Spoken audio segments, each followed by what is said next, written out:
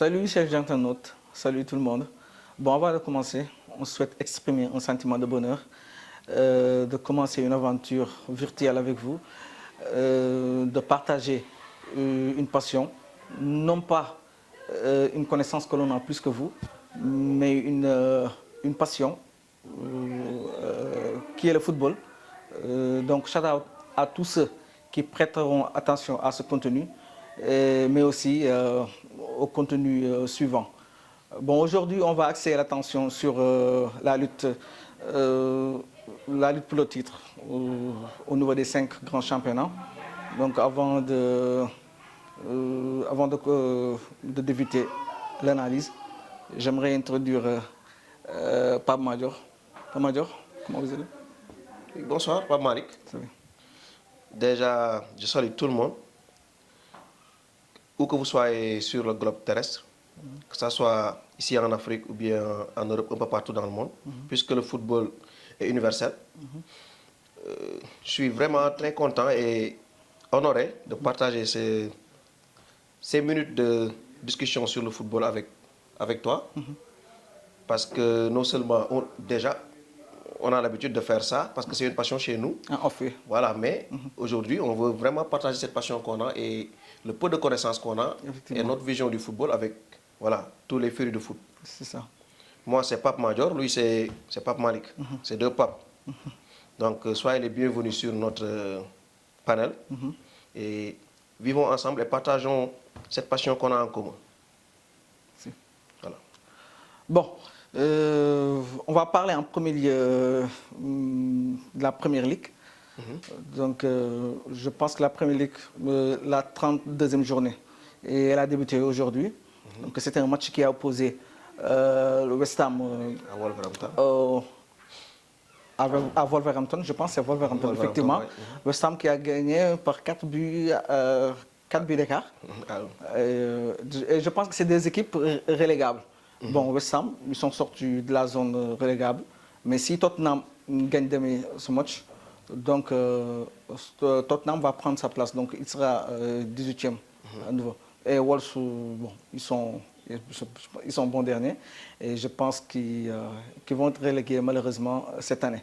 Mais ce qui va plus nous intéresser, c'est la lutte qu'il y a, comment dirais-je, devant. C'est-à-dire Arsenal, qui est premier. Jusqu'à présent, il ne reste plus que 6 journées, si je ne m'abuse, c'est 6 journées. Et City, 7 journées. 7 journées. Oui. Aujourd'hui, c'est la 31e journée. Oui. D'accord, donc il reste 7 journées. Arsenal qui mène les débats.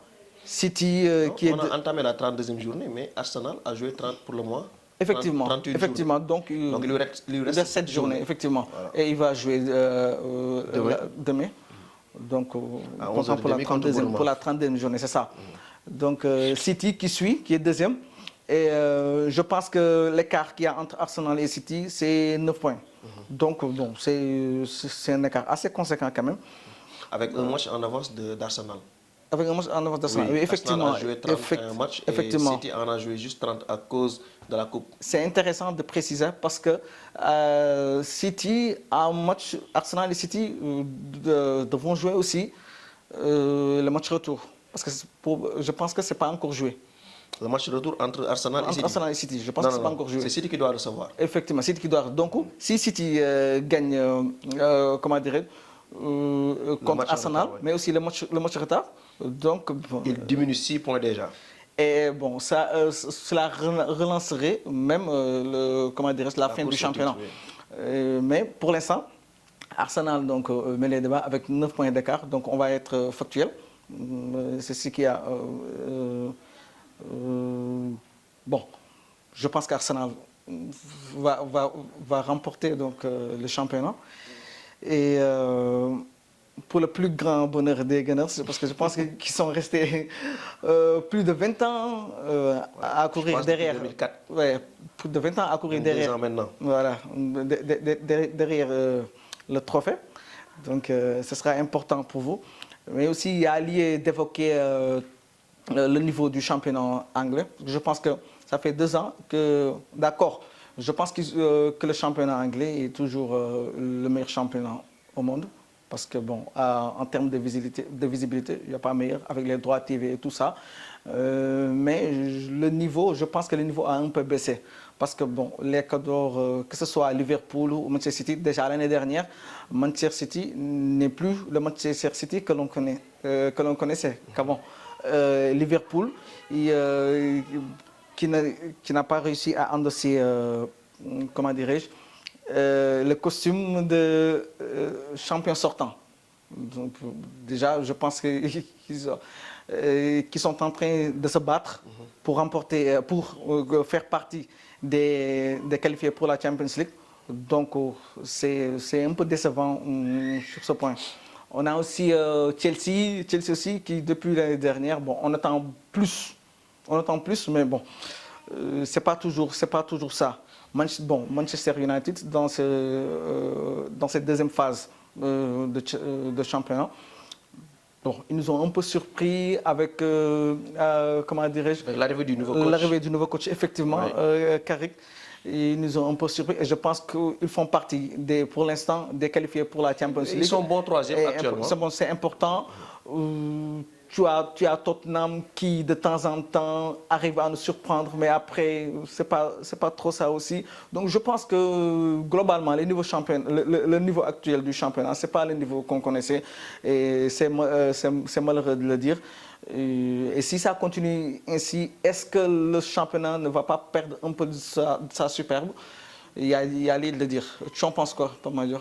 Bon, je pense que c'est assez normal que le championnat qu'on puisse ressentir une baisse on peut le dire, on peut l'appeler une baisse de niveau du championnat d'Angleterre, puisque les deux cadors qui se disputaient la première place durant presque 4 à 5 ans, à savoir City et Liverpool, déjà, on peut dire que City, moi je vais dire qu'ils sont en fin de cycle. Actuellement, ils sont en train de se recycler. On peut le dire. Parce qu'après avoir remporté la Ligue des Champions et avoir réussi le triplé historique, ils ont perdu de leur superbe, comme tu viens de le dire.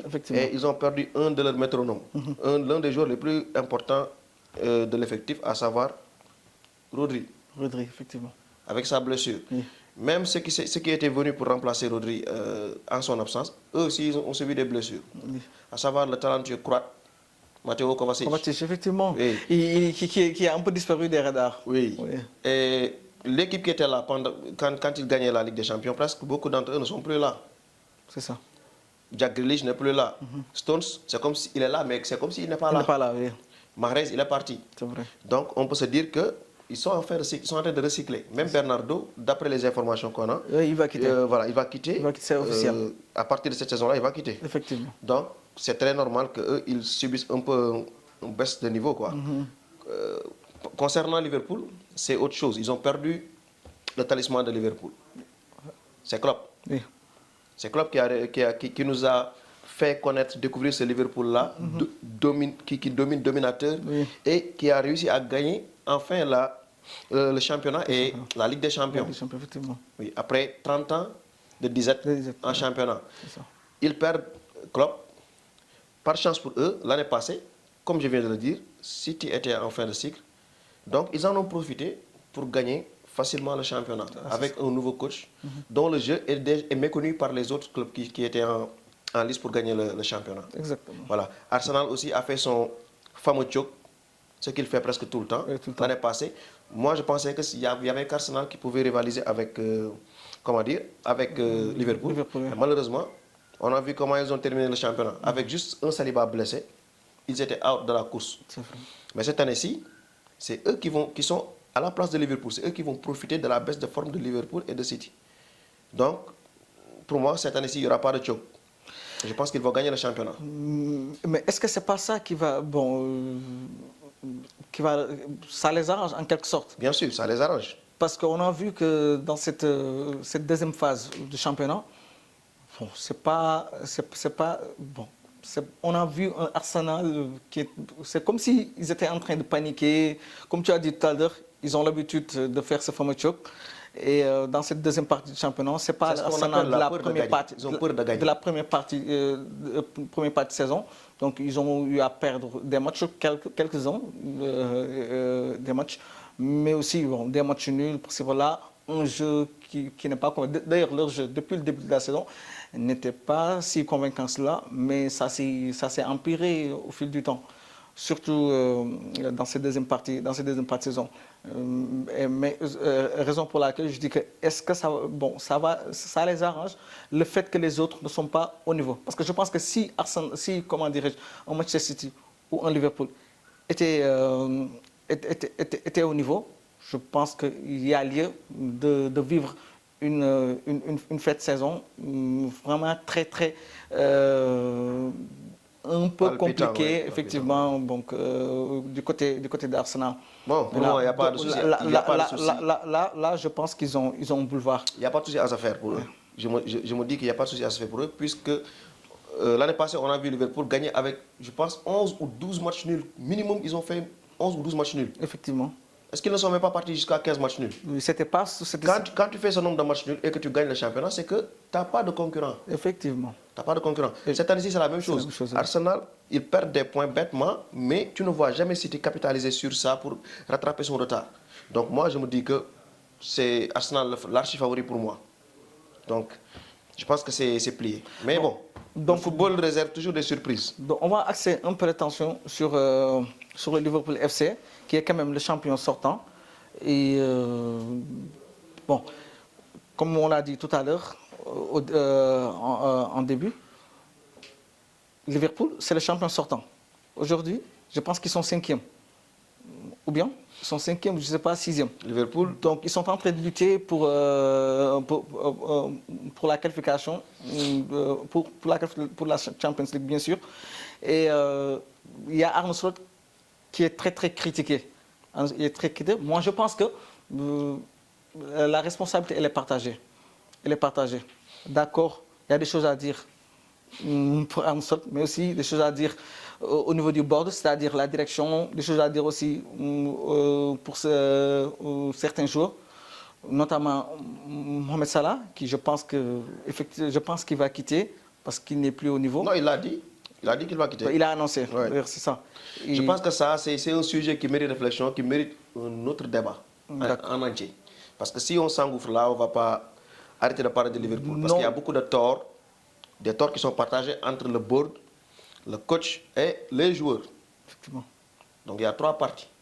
Il y a 3 coupables. Mais bon, comme je dis, c'est un sujet très vaste. Il y a beaucoup de polémiques autour du coach. Donc, bon, juste en une minute, pouvoir essayer de faire une analyse, c'est-à-dire assez brève, une analyse assez brève pour les internautes, bien sûr, qui nous regardent. Bon, moi, de mon point de vue, je pense qu'il n'y avait même pas à réfléchir de midi à 14h. Je pense que c'est la raréfaction des bons coachs sur le marché. C'est pourquoi il est toujours maintenu. Ça, c'est mon point de vue. Si j'étais dans le bout de Liverpool, je l'aurais déjà remercié depuis. C'est un sujet qui mérite une attention particulière. Donc, on ne va pas trop durer là-bas. Donc, je pense que maintenant, on peut parler de la Serie A. La Serie A, là-bas aussi, donc la lutte pour le titre, elle est assez animée. Inter qui mène les débats. Je pense que les Naples, Milan, Juventus suivent. Mais l'écart, il est assez conséquent parce que je pense que l'écart, il est de 7 points. Bon, je vais te laisser donner quelques mots par rapport à cette lutte. Bon, effectivement, c'est comme ce qu'on a constaté en Premier League. C'est ce qui est en train de se produire durant des années maintenant en Serie A. Entre les cadres qui sont là, à savoir Juventus, Milan, Inter, Roma, actuellement, il n'y a que l'Inter qui tient son rang. Ouais. Et même en tenant son rang, il perd des championnats sur le fil, comme l'année passée. On l'a vu, l'Inter était, comment dire, en course pour le championnat, la Ligue des Champions et la Coupe d'Italie. Mais ils ont perdu tout ça en une semaine. Et ça a causé un, comment je peux appeler ça, SSPT, c'est un stress post-traumatique, je peux dire. C'est comme si on leur a frappé, on leur a donné un coup qui les a assommés. Donc du coup, cette année-ci, on en a discuté même longuement avant, on a vu que l'Inter a sacrifié la Ligue des Champions. Et quand je dis l'Inter, je dis le board.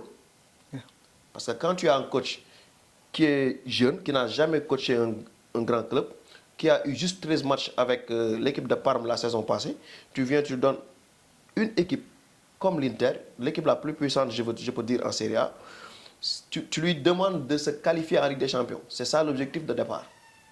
Mais au fil du temps, ils ont changé, ils ont revu leur espérance à la hausse. Ils lui ont dit d'essayer de gagner le Scudetto. Donc lui, pour ne pas perdre le tout, il a eu peur de miser ses gros atouts pour continuer à essayer d'avancer en Ligue des Champions. Il a sacrifié sa Ligue des Champions. Bien sûr, on a vu une belle équipe de Bodo Glimt qui, sur son terrain, peut battre n'importe qui. On l'a vu avec City et avec l'Inter. Donc, je me dis que ce championnat-là ne doit pas échapper à l'Inter. Non. Mais, comme je disais, le Milan, depuis le début, on pensait que le Milan allait, concourir avec l'Inter pour le championnat. Mais moi, je me disais que ça ne peut pas continuer comme ça parce que le Milan ne produit presque pas de jeu. Oui. C'est pas pour tenser mes cousins milanais, mais ils ne produisent pas un bon jeu et ils ont un coach qui préfère jouer des matchs pour ne pas les perdre plutôt que de jouer des matchs pour les gagner. Et ça, c'est un problème. Donc actuellement, Conte est revenu et a même dépassé le Milan lors de leur face-à-face la semaine dernière. Effectivement. Donc actuellement, Conte est deuxième et je pense que l'Inter doit faire très attention à Conte. Conte, lui, toutes ces saisons, il sacrifie sa Ligue des Champions. Il s'en fout de la Ligue des Champions, en fait. Tout ce qui l'intéresse, c'est le championnat, lui. Il n'a jamais fait de preuve en Ligue des Champions. L'année passée, il demandait beaucoup de joueurs pour aller à la Ligue des Champions. Cette année-ci, il a dit non, j'ai trop de joueurs pour gérer ça en Ligue des Champions, c'est compliqué. Et à la fin, il dit non, j'ai beaucoup de blessés. Donc, je ne peux pas avancer à la Ligue des Champions. Donc, lui, la Ligue des Champions ne l'intéresse nullement. Tout ce qui l'intéresse, c'est de gagner le championnat. Donc, l'Inter doit faire très attention.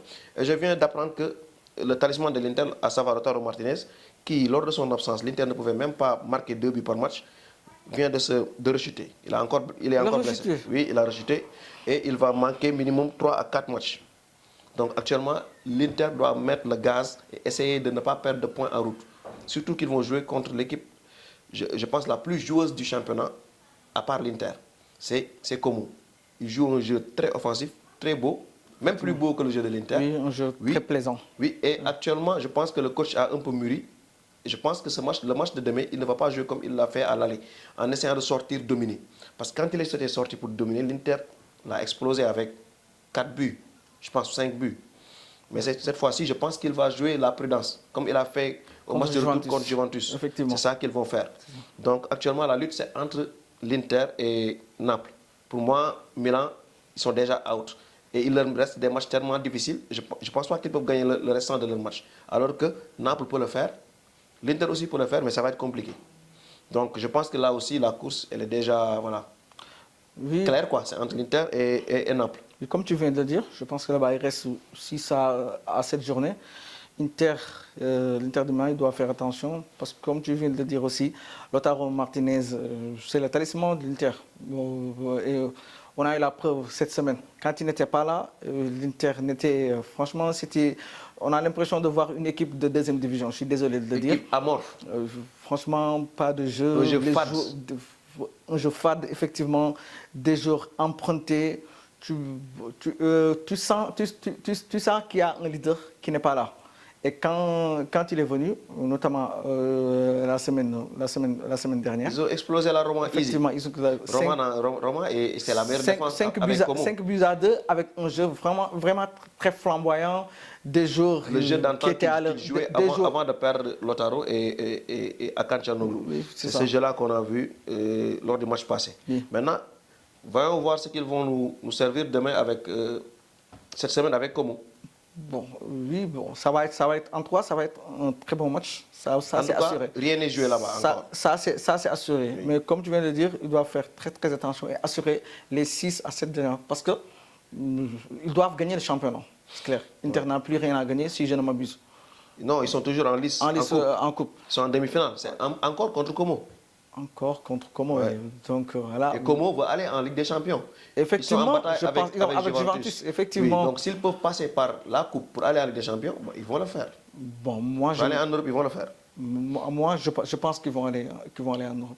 C'est possible, c'est possible. Parce que En tout cas, c'est tout est indécis en Serie A actuellement. C'est une équipe qui arrive à rivaliser avec les gros. Ils jouent gros demain. S'ils perdent contre l'Inter, ce n'est pas garanti qu'ils iront en Ligue des Champions. Et ils le savent, Raison pour laquelle Inter, je pense qu'ils sont prévenus, qu'ils vont affronter une équipe vraiment taillée pour les battre. Donc ils doivent assurer, ils doivent faire le job. Il y a Naples qui suit juste derrière, parce qu'il a battu l'AC Milan la dernière fois. Notre international, Hassan Diao, je pense qu'il peut faire mal à Serbie, que ce soit à Serbie ou Devra, il peut leur faire mal parce qu'il est tellement vif. Et les deux dont je te parle, c'est de vieux briscards. Ils sont, voilà. Oui, le Boïdia, notre compatriote, effectivement. Voilà. Effectivement. Bon, mais je pense que, globalement, je pense que Inter va remporter le championnat. Parce que comme ils ont un écart de 7 points et ils sont avertis, je pense que ça va faire le job.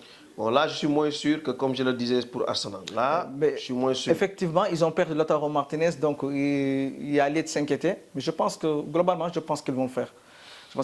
Donc, on peut parler de la Liga. Bien sûr, passons en Espagne. Effectivement. Donc, en Liga, habituellement, c'est 2 à 3 équipes qui se disputent le titre. Donc, actuellement, bon, je viens d'apprendre que le Real Madrid a perdu des points aujourd'hui contre Girona. Et ils n'ont pu faire mieux que match nul.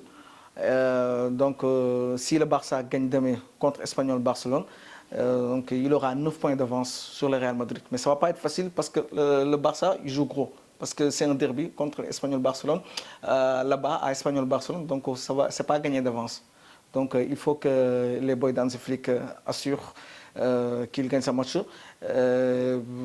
pour préparer mieux donc, le match de retour en Ligue des Champions contre l'Atlético de Madrid. Au Wanda Metropolitano. Effectivement, ça ne va pas être facile du tout. Ouais. Ça va pas être facile du tout. Mais bon, donc c'est réservé donc, pour un sujet, donc on ne va pas trop entrer là-dessus.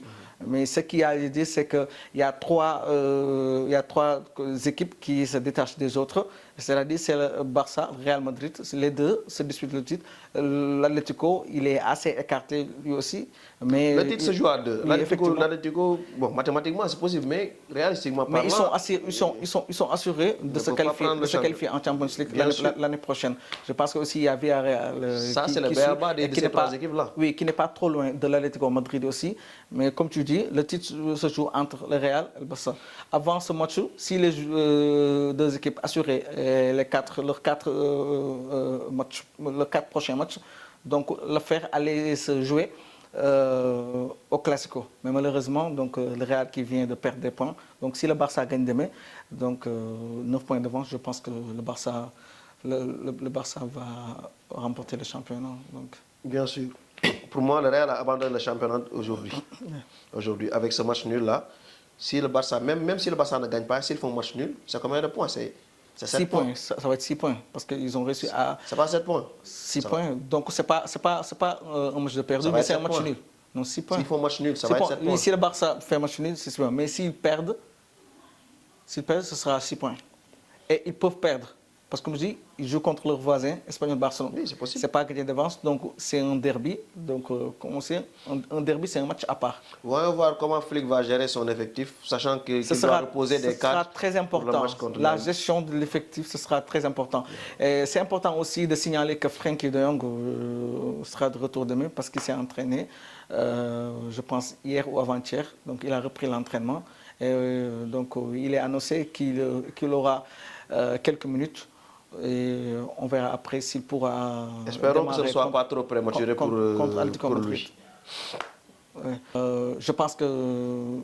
On a fait le tour. On a fait le tour. Hein? Ouais. Donc, on peut parler du championnat français. Et le championnat français, pour moi. Bon, il n'y a pas trop de surprises là-bas. Ouais. Presque chaque année, c'est la même chose. Lens a essayé de nous faire rêver, mais bon, actuellement, ils ne peuvent plus tenir le rythme. Bon, moi, je pense que le PSG, à chaque année, donc, ils attendent, comment dirais-je, la deuxième phase pour vraiment commencer son championnat. Parce que naturellement, ils savent que le niveau là-bas, donc ils sont vraiment au-dessus des autres et ils peuvent se permettre donc, de ne pas être au 100% pendant plusieurs semaines, pour ne pas dire toute la première partie de la saison. Et après, en deuxième, maintenant, donc, passer la 5e et aller remporter le championnat. Donc, il n'y a pas trop de surprises là-bas. En Bundesliga aussi, c'est la même chose. Bayern qui avait gagné le championnat l'année dernière, après l'avoir perdu au profit de Bayer Leverkusen. Donc, on se rappelle tous de cette année, de cette merveilleuse année de Bayer Leverkusen, qui était, je pense qu'ils étaient indécibles cette année. Oui, l'équipe d'Alonso. Effectivement. Après, Bayern ils ont remporté le championnat l'année dernière. Et cette année aussi, ils sont bien partis pour remporter le championnat. Ouais. Et avec comme dauphin Dortmund. Et Dortmund qui est toujours dauphin. Ouais. Ils n'arrivent toujours Dortmund, pas à gagner le c'est championnat. Dortmund qui devrait se battre contre Bayern chaque année, mais c'est eux qui tiennent la chandelle au Bayern Munich. Malheureusement. Et en même temps, chaque année, c'est eux, ils s'affaiblissent pour donner leur meilleur joueur au Bayern Munich. Donc, je me dis que ce championnat-là, il n'y a jamais eu de suspense, en fait. Il n'y a jamais eu de suspense. Ça, c'est clair. Même quand on leur donne le championnat sur un plateau d'argent, Ils ne veulent pas prendre. Oui, ils font tout pour... C'est ce qu'ils ont fait il y a 3 ans de cela. Voilà, ouais. Effectivement, c'est ça. Donc, je pense qu'on a fait le tour des 5 grands championnats. Et bon, c'est bon. Avant de parler d'autres choses, j'aimerais bien qu'on parle aussi de chaque... parce que je me dis que dans chaque championnat, il y a des jeunes qui sont des révélations. Effectivement. Voilà. Bien même, qui ne sont même pas, par exemple, des révélations, mais qui ont, comme on dit en anglais, improve, c'est-à-dire qui ont augmenté leur niveau de jeu, quoi. Effectivement. Ouais. Et moi, je pense que au Bayern, en Allemagne, bon, je vais te laisser déjà me donner les... Tu vas me donner deux joueurs qui t'ont séduit en Allemagne d'abord. Bon, on va pas trop durer là-dessus parce que le temps nous a un peu rattrapé si je ne m'abuse. Moi, au lycée, franchement, la saison qu'il est en train de faire, franchement, waouh, j'ai juste envie de dire waouh, parce que il n'y a qu'à voir ces statistiques pour comprendre le niveau qu'il est en train d'afficher depuis le début de la saison. Donc moi, en Allemagne, j'ai Olysée. Et bon, je pense que c'est le seul joueur en Allemagne les autres, franchement, peut-être que je n'ai pas trop regardé, mais il y a seulement Olysée franchement, qui m'épate cette année en Allemagne. D'accord. Voilà. Moi aussi, bon, au lycée, je dis oui. Pour moi, c'est un virtuose, c'est un vrai talent. Et aussi Karl, qui est une révélation cette année aussi. Lennart Karl, Ouais. oui, c'est une révélation. C'est une révélation. Mais pour moi, mes deux, c'est au lycée, parce que là, il affiche une forme extraordinaire. Ouais. Il va même sûrement battre les records de Messi, Mkhitaryan, tous ces génies-là du ballon rond. Ouais. Il va détruire tous ces records-là en passe décisive cette saison. Il est bien parti. Surtout avec son armada offensive, avec le meilleur attaquant actuellement au monde, ouais. Harry Kane, Ouais. et l'autre joueur sur le flanc, Luis Diaz, qui est en train lui aussi de faire sa meilleure saison en Europe. Statistiquement parlant, oui. Oui. Bon, le deuxième jour, ce sera Yann Diomandé. Yann Diomandé, pour moi, c'est la révélation même de ce championnat-là. Oui, effectivement. Oui, il est très bon, il est techniquement déroutant, parlant, il sait dribbler, oui. il marque des buts. Je pense actuellement il a 10 buts et il ne tire pas les pénaltys. Donc pour moi, c'est ces deux-là qui m'ont le plus plu cette saison-là en Bundesliga. Non. Et en PL. Je vais voir. Je pas trop de joueurs je ne vois pas trop de joueurs donc, qui se détachent. Bon, je préfère franchement te donner la parole parce que franchement, j'ai pas de joueurs donc à qui. D'accord. Pour moi, en PL, déjà, Skiliman. Iliman Ndiaye. Iliman Ndiaye, ouais. Oui, il n'est pas dans une équipe top, par exemple une équipe qui se bat pour le championnat, mais chaque semaine il régale. Mais il est les un peu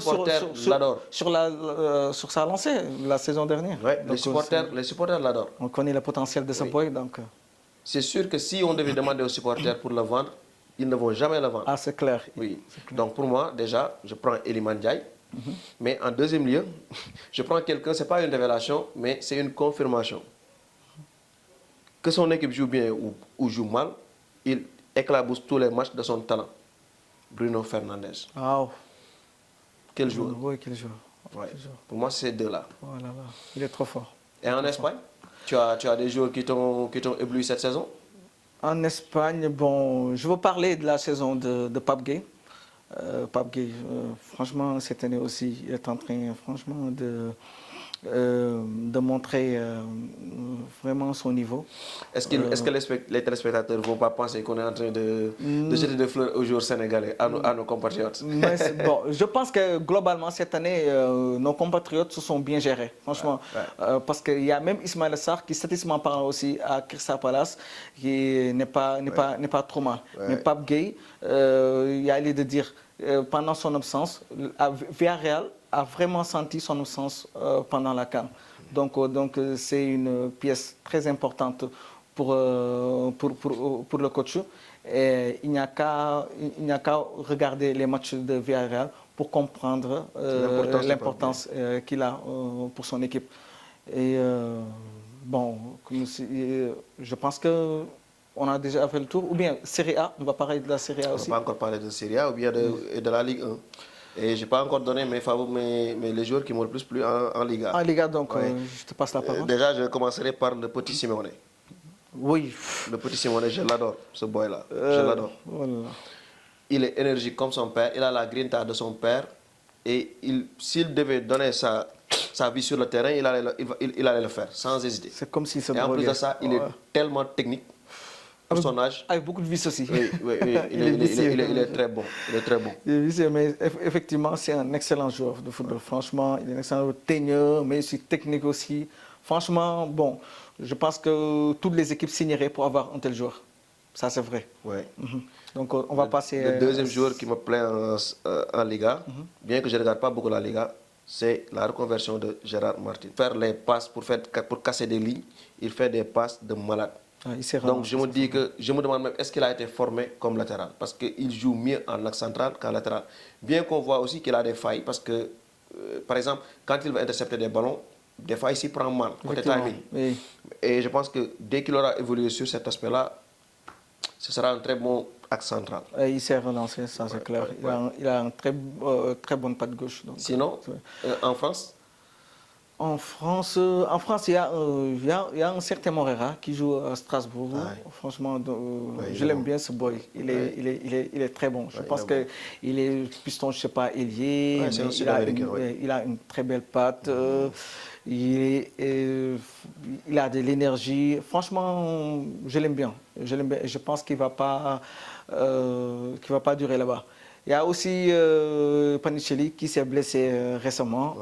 Bon, c'est un très bon attaquant. Bon, et il faut le garder aller, ce boy aussi. C'est un Argentin, je pense. Je pense qu'il s'est rompu les ligaments. Les ligaments, oui. Dommage.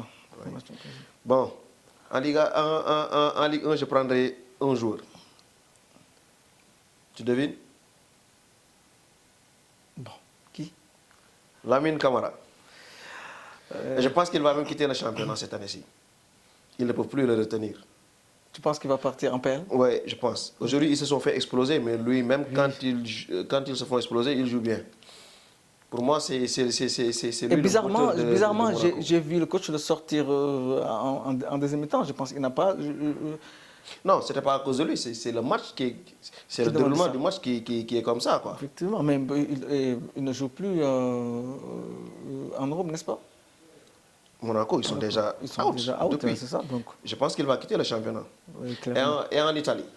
En Italie, il y a un joueur qui se détache. Bon, c'est pas une révélation, mais je dis que c'est un joueur qui s'est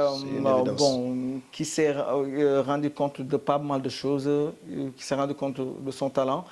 Et c'est personne d'autre que Bissek, Yann Bissek. Bissek, oui. Bissek, donc... Défenseur allemand. Il a la gabarit, je pense, il s'est joué au football aussi. Son problème, c'était juste qu'il était nonchalant, emprunté pendant les matchs. Tu ne comprenais pas. Tu voyais en lui un joueur qui a de l'avenir.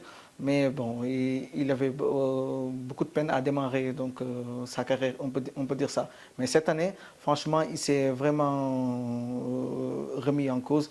Et depuis le début de la saison, franchement, je vois qu'il fait de très très bons matchs. Et félicitations à lui. Donc, je pense que aussi c'est la même chose pour toi. Oui, bon, je suis d'accord avec toi parce qu'il a corrigé beaucoup de ses lacunes.